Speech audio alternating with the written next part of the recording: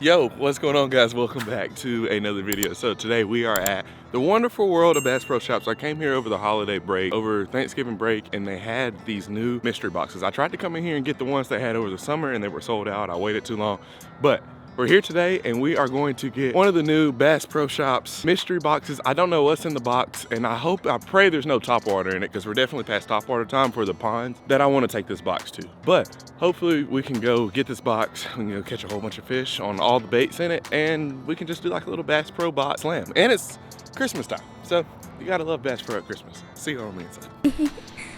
Larry catches the biggest All right, so bass. do you know anything about fishing? This is Emma. Y'all have seen Emma before. Do you know anything about fishing? Not as much as you, but I know That's stuff. the right answer, woman. I know stuff because I'm with you. Okay, so what would you say, what would you hope for in like a Bass Pro Shops mystery box for, if you got like 8 baits, what 8 baits would you want? I don't think I know 8 baits. What would your top 3 be? General, A general? a chatterbait, Slobber knocker? Oh, let's go. spinnerbait. Oh, let's go. I guess everybody's invited to the wedding. It's now at Bass Pro Shops if you're here. We had to split up to avoid the guys that try to sell you the trips. Every time you come in here, they're like, hey, how old are you? I'm 12. Yeah, please, no, gosh. Oh, they were all right here. Like literally I pray I didn't miss it again, because I'm sure this store had a lot of people in it for Black Friday, but all the boxes were literally right here. Oh, there it is. All right, so Emma found the boxes. She was able to sniff them out. It's a big bass bundle. Last time the one that I saw was like sponsored by, it was a blue box and it was sponsored by like Strike King or another company. Should we open it? This one's open. Should we open it or should we just, I'm gonna open it. Oh, of course there's a frog in there. Frog, I don't know if we'll be able to do anything with that.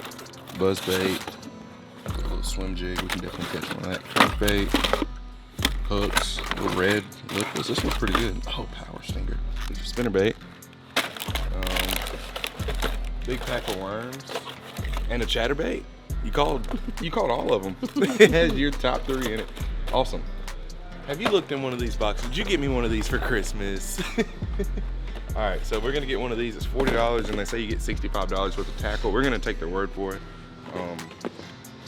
Yeah, we should be able to catch fish on all of these baits except for maybe the topwater, because the frog and buzz bait bite might kind of already be over at some of the places that we'll fish at. So we'll see. $40, Bass Pro Shops. Let's purchase. All right, we have made it to the water. This morning we tried to go hunt. I saw one small doe. I think when I was walking down to the field, I spooked one out of the field. Now it's 9 o'clock, so we spent a little bit of time in the woods this morning. We're not down here really at the ideal time to throw that frog or buzzbait. That's the only reason why I say we went hunting this morning, because I'm not gonna throw the frog or buzzbait. There's so many bait fish down there. I'm gonna go ahead and get everything rigged up. I'm gonna maybe double up on some lures. If the bite's good today, I'll double up on the frog and the buzzbait, but I feel like that'll really just be like a waste of time trying to throw that stuff right now. Now, if they start blowing up like crazy, that's different. But right now we're gonna open the box, see what we got, make sure we got all the same stuff as the box that we open in the store, and then take it with us. I'm gonna go ahead and tie everything on, just because you never know.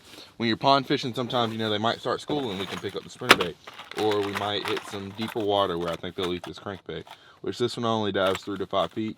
That should be perfect. We can make that work. That's a good crankbait color to have. And I also brought some trailers. I brought power swimmers.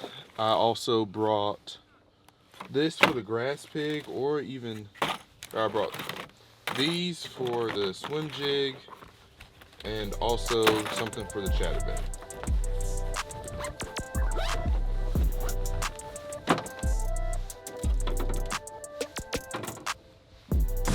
So I brought this rod right here specifically just to throw the frog or buzzbait, but I mean it's gonna work perfect as a bladed jig or a swim jig rod. It's the Revo Rocket 10-1-1. We got this bladed jig that we had at the Berkeley Grass Pig too. I like that. I like this trailer for like this time of the year, because it's kind of like a bigger profile and it doesn't really have as much action. It just kind of has like a more consistent, you know, little turn to it. It's not like a power swimmer, kind of like a Kitech style swim bait that has a whole bunch of like just quick twitch action. especially we don't have that much wind or anything today. So, or the wind has kind of been like coming and going all day. Like this morning when I was hunting, it was pretty windy. That's why it was so cold this morning. It was just the wind. But and it'd be such a blessing just to go ahead and cross this off. This is really the only lure I'm kind of worried about. And then I don't know about the spinnerbait or the chatterbait, because last time I came out here I threw a chatterbait a little bit and I really didn't have too much luck on it. But then the only thing about the bladed jig is I'm throwing on a 10-1-1 gear ratio reel, so she's going to be moving a little fast for my liking. So this water's more dirty than it was last time I was out here also.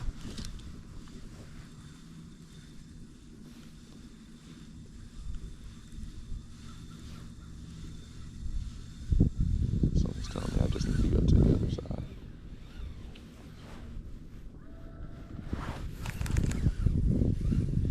Okay, so I think what the strategy is going to be is I'm going to go ahead and try to catch one on the lipless, because last time I was out here, that worked. So I'm going to go ahead and throw this. I'm going to go over here to the side where I was catching them at.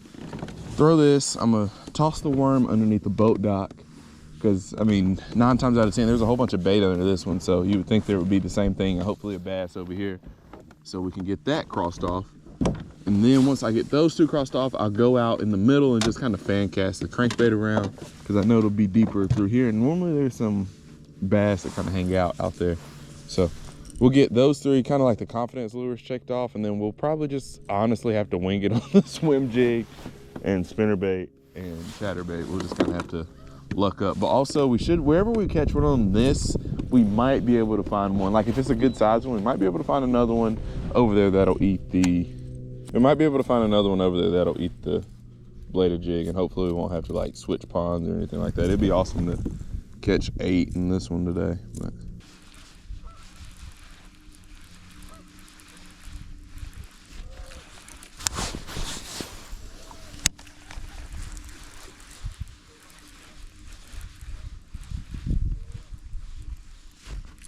oh, had a follower, half follower.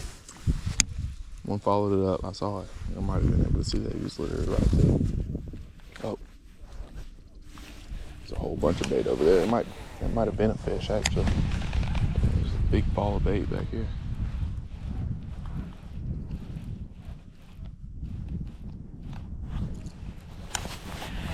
I know what I need to do. Got to do the yo-yo retrieve. One that followed it in wasn't that big, but would have been the first fish to cross this lure off the board. Bring this in front of the,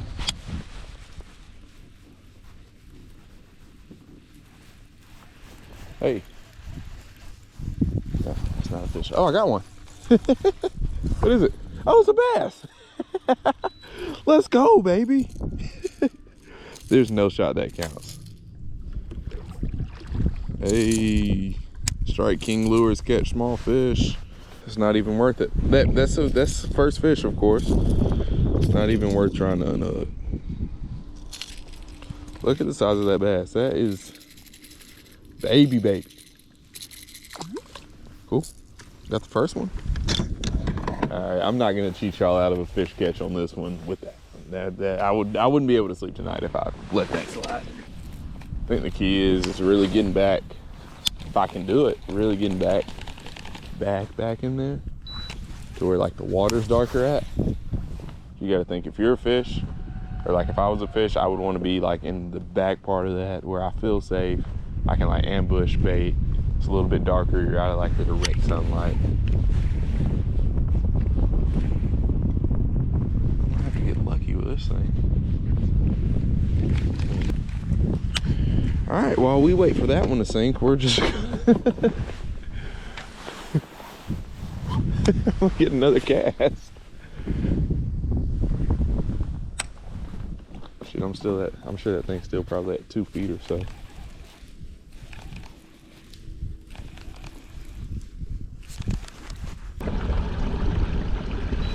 Oh, one just jumped out of the water. I saw that. Oh, perfect cast, too. Right in the mix of them. Watch this. We're about to get 8 right away. Come on. There we go. Got him. Got him. Dude, they're still going, too. There's so, oh, he came off. He came off, he came off.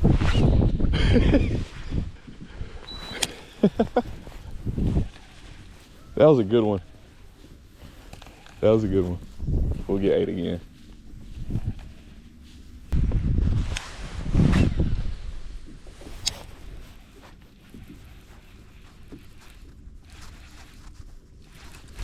There we go. Come on, baby, come here. Oh, come here. I want to catch another one. Look how he ate that. Look how he ate it. It's gone. It's gone. God, don't go on the water rod. Come here. Dude, look at that. That's why it's hard for me to do these challenges. Because when a fish eats a lure like that, like you're crazy for tying something else on. But I guess you're just going to have to call me crazy. Well, there's fish number 1. Not a bad one. Good chunky one. All right, so we can get rid of this. Man, I wish I had that spinnerbait tied on. I'm going to throw that chatterbait in there. Let's see.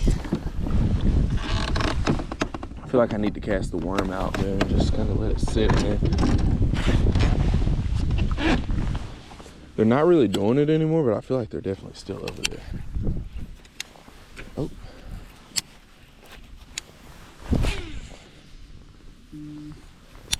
What a beautiful cast.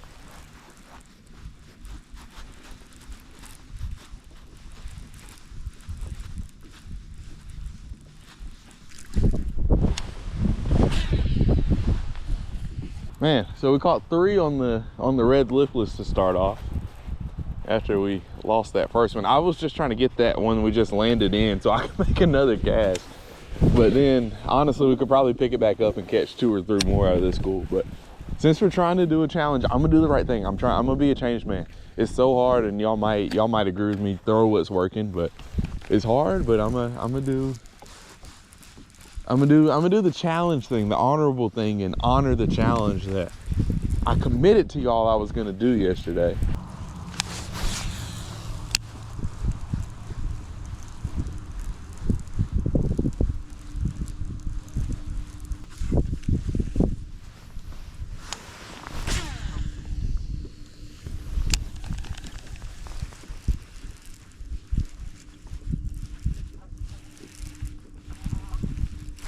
Here we go. On the crank. Doesn't feel too crazy. But also hasn't jumped yet. That's normally a pretty good sign. He could just be slow. Ooh, he's not hooked good. He's got it by the corner. Try to net him. Don't let it go. Don't be that fish. Gotcha. Ha ha.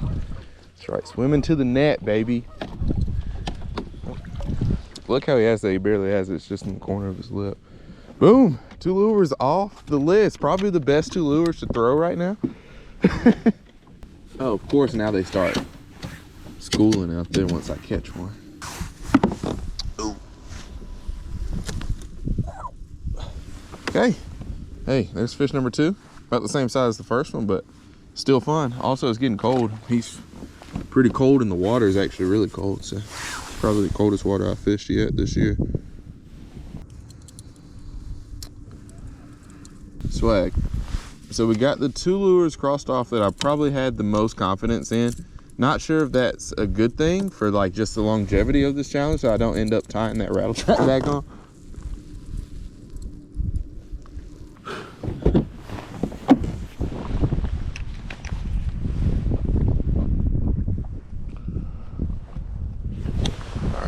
One more cast with the crank, just because.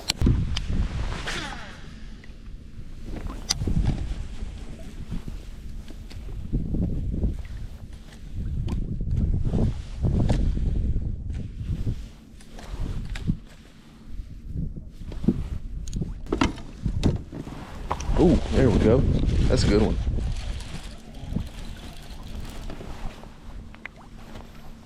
Oh yeah, good one. Just letting it sit.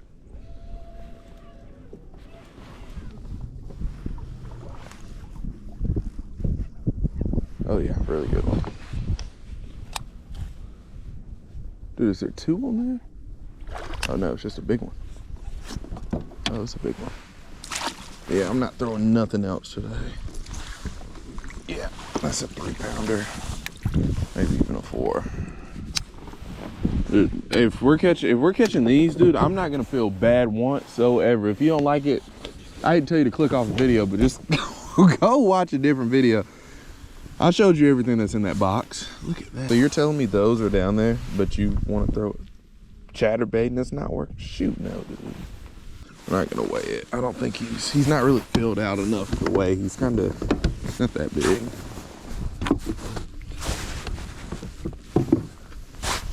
All right, cool. That's fish number 3. See you later, dude. You gonna swim away?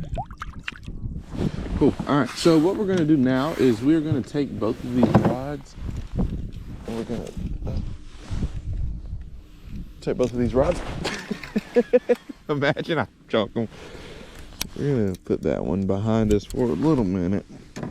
I mean, there's still a full possibility that we come back to them, but just probably not any time in the next hour and a half, as long as these fish are over here schooling and they'll eat this little red crankbait. The only way that we pick these up is if we lose that crankbait. And after catching that one, that was all the answer I needed on what I should do for this video.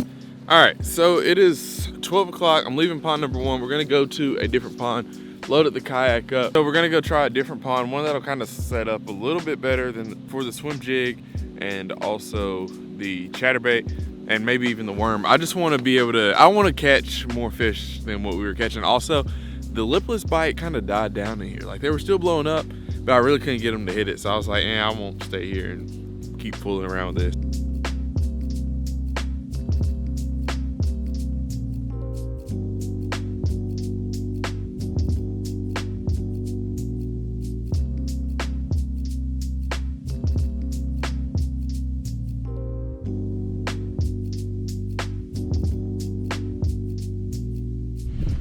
All right, guys, we are back. We're doing like part 2 of this Bass Pro Shops box. I've grabbed around this lake just because I don't really have too much confidence in the swim jig. So I'm thinking we're gonna trade it out for a football head jig. And we also have a spinner bait and what else do we have? And a chatterbait. So here's what I'm thinking. We're gonna throw this spinner bait over here on this side of the pond. The only thing is every fish that I've seen has literally been sitting on the bottom. So I think it can happen, but it might take us some time because they say, I think the saying's like in the wintertime, 90% of the fish are in 10% of the water, something like that. I've heard that before. I'm not sure where that's from, but I've heard that a few times. So that's what we're gonna do. We got the spinnerbait, we got the slobber knocker, and we have a jig. We have a swim jig. We could probably fish the swim jig as a football head jig on the bottom, but I feel like the better move might be to use a football head jig. And then also we still have the lures to save for, you know, springtime or later next year when it warms up a little bit and it might be a little bit more ideal and it'll actually be a lot of fun to go throw a swim jig around like some grass lines or probably even out here. It'd probably be money.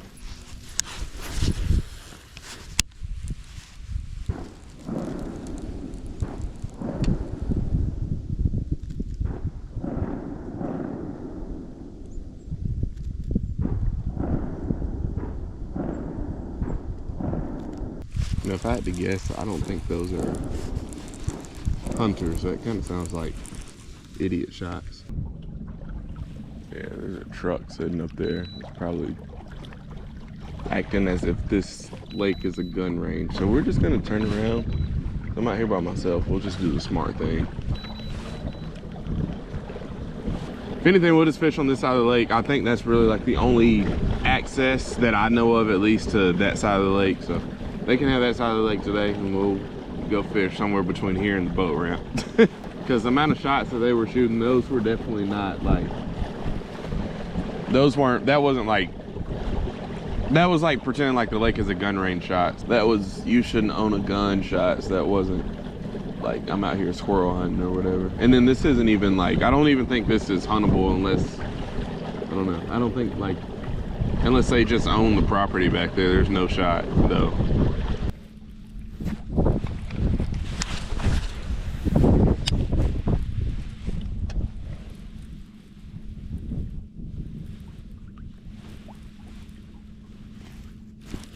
Here we go. That one. Hey, on the spinnerbait, baby. Let's go. Let me stop it. Let me stop us. Let's go. Maybe the gunshots were a good thing. I would have never in a million years fished right here. But this is a very interesting spot also because it goes from, like, it's a flat. There's a flat right here. So probably out 50 yards from the bank over here, it's 7 foot deep. But the flat's probably like 50 yards wide or 50 yards out from the bank. And then it's maybe 30 yards wide. And then in that span, it drops off on either side. So I've caught a whole bunch of fish over here, like in the summertime, and I would catch them schooling over here. And it's just like a perfect place for them to like push bait up. So it kind of makes sense why this one's up here hanging out. He's probably up here trying to catch some shad slipping. Sweet, we got the spinnerbait crossed off. I was not expecting that bite at all. I was really gonna probably pick it up when I got into this pocket. But hey, that's a lure crossed off the list. There we go, boys. All right, well, we can put that down. We got the power blade crossed off. I knew this one would work. I was just like, I don't know where I need to be throwing it at. But I mean, if there's one over here, you'd like to think that there's more. There's probably...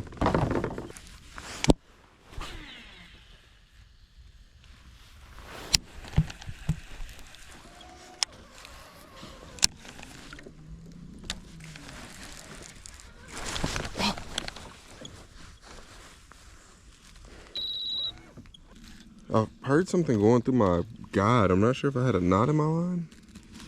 I guess I did, maybe. Let me see if I can find my line. Maybe it was a fish. Like, I made a couple of casts earlier and it sounded like there was something going through my guides. I don't know what I could have had on my line. I need to go back up to 15 pound, especially fishing around all this cover. Oh, also I just got wrapped up in that tree. So that probably had a little something to do with. Huh, okay. Well, I guess we will try to double up on the spinnerbait, but we'll do that once we get out of this pocket. I want to fish the jig over here. Yes, sir. Got him. Got him. Maybe. Oh. Plot twist. Stick. But, like I was saying, I'm fishing this black and blue jig in place of the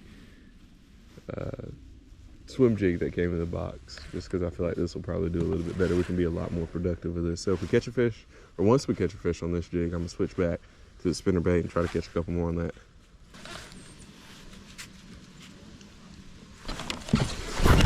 Got him. There he is. Hey, come here, baby. Jig fish. Let's go. Let's go. It's crazy. This fish aren't even, dude, this fish is stiff as a board. I see why he didn't fight. I just felt pressure. I was like, yeah, that feels like fish pressure, and set it. This fish is literally stiff as a board. There was no movement to him at all. Like you can look at him and just, he looks stiff. 54 degree water temperature. Boom, look at that big mouth bass. Imagine he eats the camera off my chest. Awesome, let's go, let's go. Got one on the jig, baby, finally.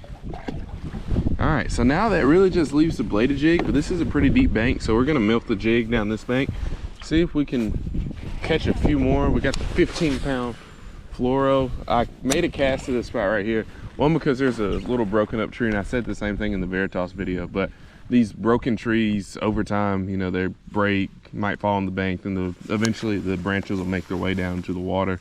So like all this is just like, these banks out here are just like big brush piles. So you really have to fish them all, you have to fish them slow. And the cool thing about it too is like a jig is something that you could probably throw, or you can throw year round. It's one lure that you can throw year round, and you can throw it shallow, you can throw it deep.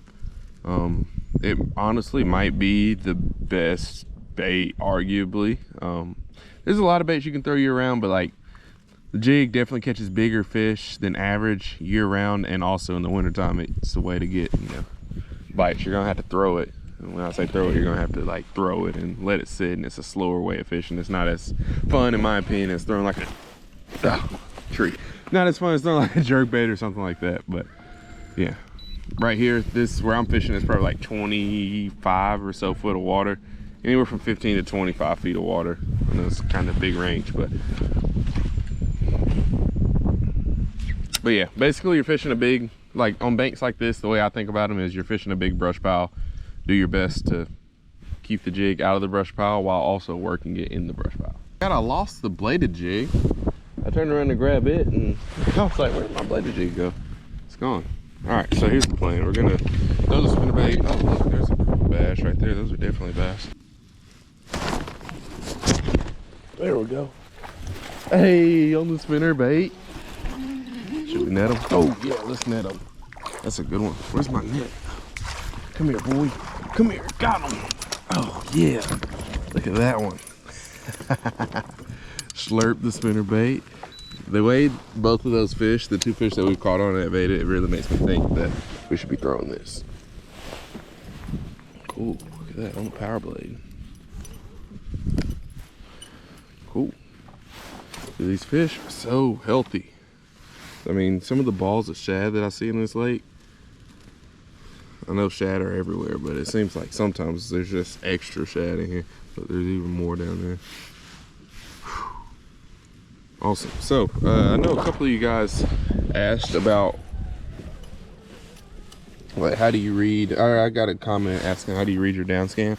Honestly, down scan is pretty self-explanatory. The best way to learn how to read your fish finder is watching a YouTube video and then literally just going out and staring at it, and then like not like you're gonna have to sacrifice, just go ahead and sacrifice 20 trips out of trying to use your fish finder and not knowing what you're looking at, and just keep watching YouTube videos, and then you're gonna be like, oh, I remember. You literally have to, or at least how I had to learn it, I have to see things for myself. Like I can watch it on the video all day long just to kind of know what I'm looking at, but like once you get out here, everything starts looking the same. It's like, all right, what's bass, what's bluegill, what's crappie? So like bass, I think the biggest thing is, and I think the proof of concept for me will really be whenever I get forward facing sonar and I'm able to like say, okay, these are bass, and then catch one.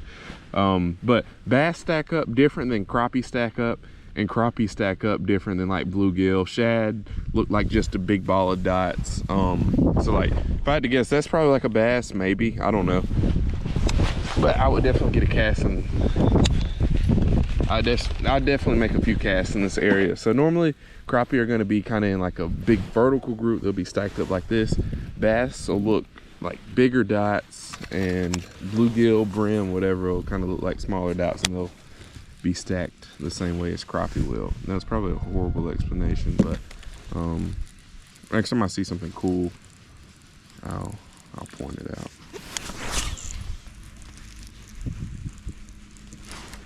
There we go. There's one. Spinnerbait. It took us a minute. Also, it went down a bank that probably wasn't ideal. Come on. Oh, oh, oh, oh. Cool. There's another one.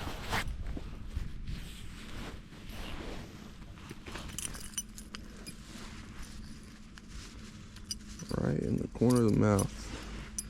Awesome. Nothing too crazy, but that's a fish. Kind of a little bit farther back than the other ones have been, but pattern stays the same in the back of these pockets. Chasing a bag, I'm racing the clock. Look at them block, watching them flop. Used to see this in my sleep when I ain't had shit but my thoughts in the car. I really was lost. Now I'm public with the soundscapes.